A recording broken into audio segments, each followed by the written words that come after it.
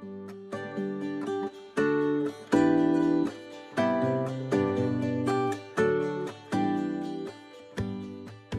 guys, today we are going to be replacing this side panel.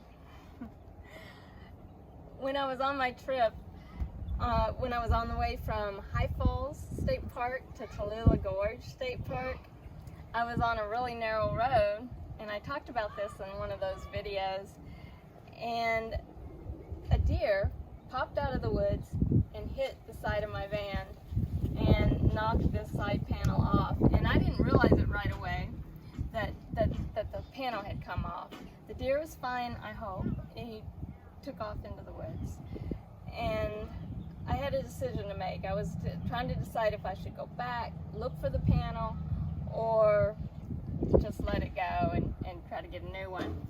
And because of the road I was on, I did decide to just leave it and not go back for it. It would have been too dangerous. It had like soft shoulders on each side, and it was a very narrow road, and it was in like a kind of a valley between two hills. So it just felt like it would be dangerous to even try to walk down to it.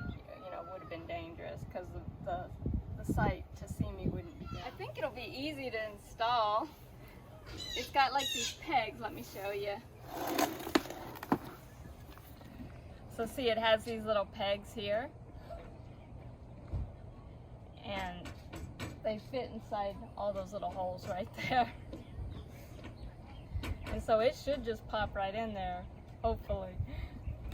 Getting this was not that easy. When I told Kevin, he immediately started looking for it online, and it was back ordered everywhere. He could not find one. And then he called a few junkyards and tried to find it there, and eventually we did just have to order it and wait, and it finally came in. And I'm so glad it came in before I'm about to leave, so hopefully everything will go smooth today and I'll get it on there.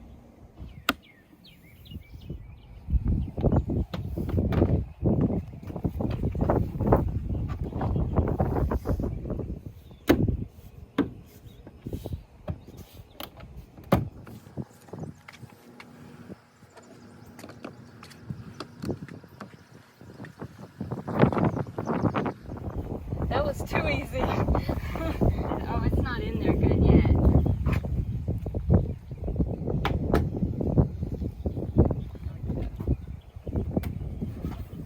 You just gotta listen for them to snap in. So it's like new. You can see here, there's a little bit of a dent.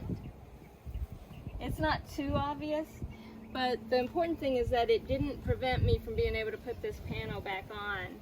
And you know what? I consider myself so fortunate that all that happened out of that was that this panel came off and a little bit of a dent, because it could have been so much worse. But yeah, so I'm ready to go again.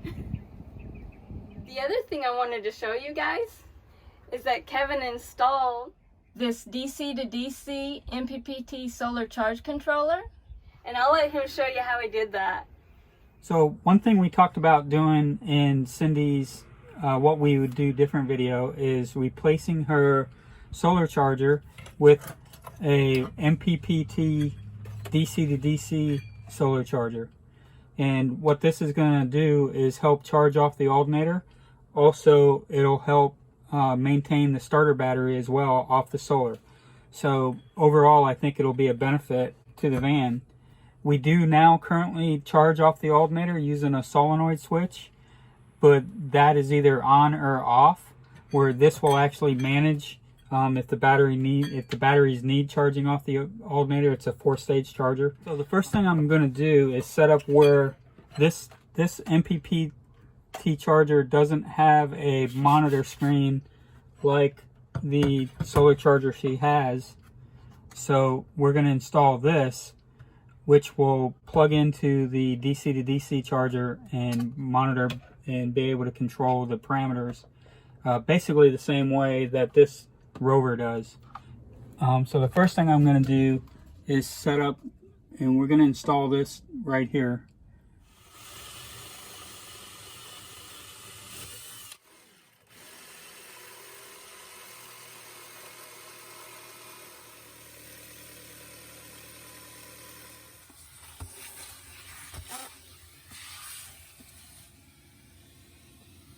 Alright, so I have the monitor installed now, and I just have the connecting wire coming through one of the vent holes, which will go into the DC to DC charge controller.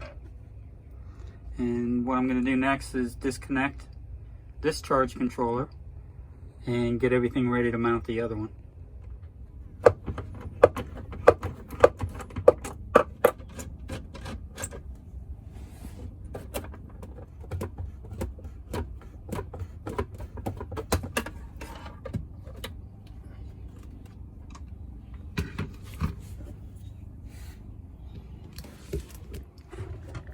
Alright, so that's out. The only thing I got to figure out or consider is if I'm going to have enough wire for the new one. I think what I'm going to do though is coming in from the solar, I think I'm going to put a cutoff switch in. So that way if I ever have to do anything with the charge controller, I can use a cutoff switch like this one right here, where the solar goes into that, and then from there it'll go into the charge controller. One thing I do like about this charge controller is I'm going to be able to use lugs on the end instead of like this one uses where you slide it in and then you got to tighten that screw, and sometimes it doesn't feel like you're getting as good a connection with these. So this will be nice, being able to put lugs on the end of the wires and put them underneath this nut, or this bolt rather. Okay, so basically what's going to happen is this is the ground that goes to the battery. I think I'm going to put a ground bus bar in here. So this will go to the ground bus bar. The ground coming from the solar will go into the bus bar, and then that will go up into this negative. The main issue is because these wires ain't long enough, so that's how I'm going to solve that problem. And same thing with the solar coming in.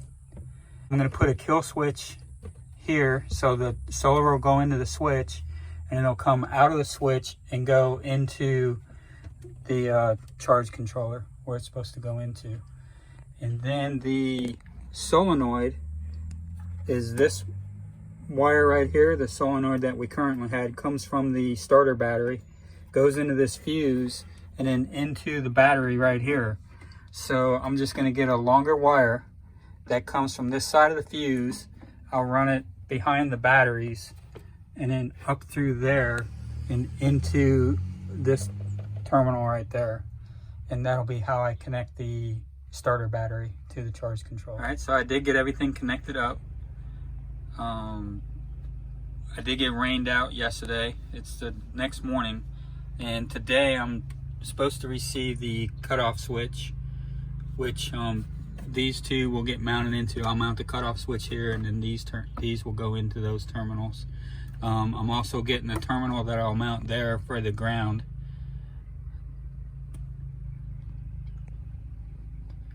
Currently the charge controller is in boost. I believe that's what that red flashing is. Shows the solar coming in and it's flashing, so it's in boost. The yellow light over the battery says the batteries are in good condition, and the green light is for sealed lead acid batteries, which is what we have.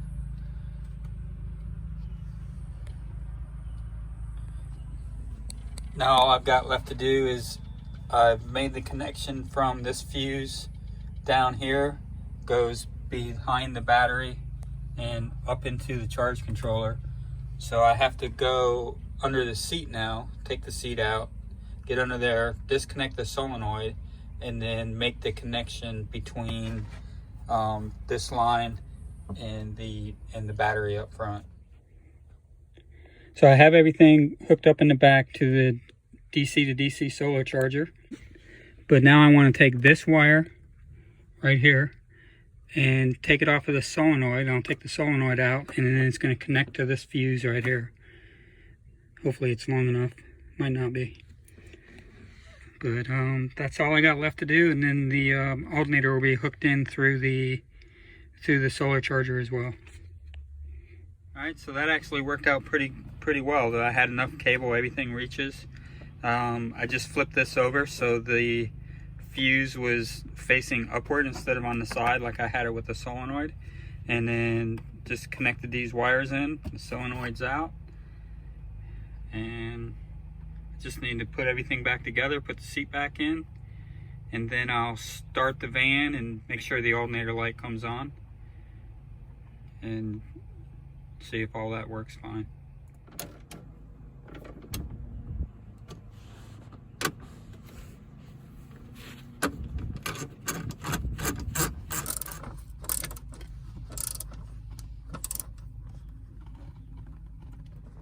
Alright, so I got the seat back in, and before I start the van, I am going to go back and look at the voltage on the meter to make sure that it's reading the starter battery, and then I'll start the van and see if it connects with the alternator. This is flashing single now, slowly, so this is in float, and this one has a slow flash, so now it's actually putting charge into the starter battery via the solar, which is pretty cool. When I first got here and looked at it, this was at, the reading here was at 12.3, which I don't think is bad for a starter battery. I think the range is usually 12.3 to 12.6 or something, but it's obviously charging it. And then the top one, which is the house battery, is in float, which is 13.7. See that light over the battery is green now, so I need to look at the manual and see what the green stands for. Yeah, so if the battery light is green, if the indicator light is green, it just means the battery is full. So that's basically in float right now. 13.7 is green, so it's in float. And then the starter battery has the slow flash, which means it's charging it right now through the solar. So the van's running. It hasn't kicked in yet as far as the alternator goes, showing that the van's running. We're still on float on the top one, so there's nothing coming from the alternator going into the house batteries. It's staying at float, so it's reading that it doesn't need it. But now the starter battery is up to 14.2, so you can tell the alternator is putting out the voltage. So that's nice. With the solenoid, when you turn the switch on, it would be putting that 14.2 into the house batteries whether they needed it or not. And now this is able to manage and read the batteries, and it knows it doesn't need anything for the house batteries, so it's not going to put any voltage into them. And I noticed that the alternator light, the one all the way to the left, has stopped flashing, which tells me that it's no longer bringing solar in to put into the starter battery because it senses that the vehicle's running and the alternator is putting out voltage, so that will take care of the starter battery. So that's it for the install. Everything seems to be working exactly the way it's supposed to. I think it's going to be a real benefit to the van to have this charge controller. The only thing I have left to do, and that should come today, is install the cutoff switch for the positive side where the solar comes in, and then put in the post where the grounds will connect. And that'll keep them from being able to shift and move around. So the cutoff switch came in, and I went ahead and installed it. So now if we want to, we can cut the power coming in from the solar to the solar charger. I think it works out pretty well. I also got this little terminal right here that I was going to use to mount for the ground right there. But actually I think what I had worked pretty well. So I just put some electrical tape around it and used a zip tie with a mounting hole so it won't shift around. Everything's installed and working.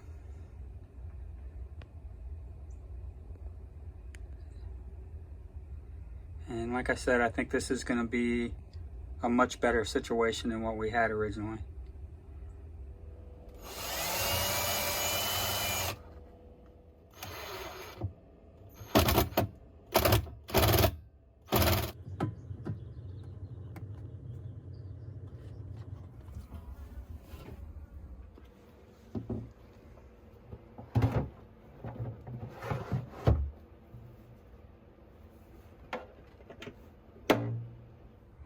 So I installed these two shelves here, and what that's going to do is give me a lot more storage under here, as well as keep things from tumbling around everywhere in here while I'm driving. There won't be all this empty space that was being wasted before. But you may notice something's a little different in here. You see how this hose runs down to the floor down there? Well, that is because Kevin installed a gray water tank underneath the van, and you'll get to see how he did that in the next video. But that's it for today. I hope you liked watching, and if you did, please remember to give it a thumbs up. It really helps, and to subscribe if you want to keep watching my videos. Otherwise, you can hit that notification bell and it'll notify you every time I post a video. But, yeah, see you next week.